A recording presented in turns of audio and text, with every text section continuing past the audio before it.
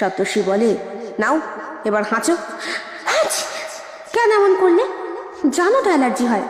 তা তুমি বা হা করে কেন দাঁড়িয়ে আছো? যাও, আমি এখন চেঞ্জ করব। কি চেঞ্জ করবে? ও মা, কি সব বলো! আরে আমি এখন ড্রেস চেঞ্জ করব।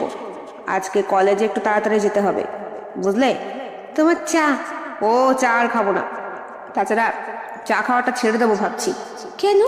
না মানে চা খেলে শরীরও ভালো থাকে না, আর বেশি চা খেলে নাকি কালো হয়ে যায়। বাবা, তোমার আবার কালো ফর্সার কি আছে? ও তো মেয়ে ছেলেদের জিনিস। না না বৌদি, আজকাল মেয়েরাও বেশ দেখে শুনেই প্রেম করে, বুঝলে? তা বলি, প্রেমে কি পড়েছ যে এমন কথা? কথাটার মধ্যে কেমন যেন একটু কিন্তু কিন্তু রয়েছে। সপ্তর্ষি ভালোই বুঝতে পারে। বলে, কেন? তোমার জন্য যদি একটা সুন্দর... থাক, বাদ দাও, আমার জন্য কিছু আনতে হবে না। আহা হা, আমার বউয়ের সঙ্গে তোমার তো জমবে ভালো নাকি? আহা হা হা, বিয়েই হলো না? ওমা, হে কি! বলে দেওয়ারের পিঠের ওপরে নিজের উষ্ণ হাতের স্পর্শ রাখে রমা। সপ্তর্ষি বলে, কি হয়েছে তোমার পিঠে এমন লাল দাগ?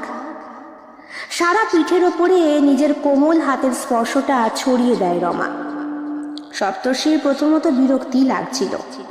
সে বলে, যা আছে আছে, তুমি এখন যাও দেখে আমার ঘর থেকে। তারই দিচ্ছ কেন? তোমাকে তো সেই কোন ছোট থেকে দেখছি। কতটা বড় হয়েছ আমার দেখার বুঝি কোনো অধিকার নেই? রমার কথার মধ্যে কেমন একটা অসঙ্গতির ভাব সপ্তর্ষি বেশ ভালোই অনুধাবন করতে পারে, তবুও কিছু বলে না।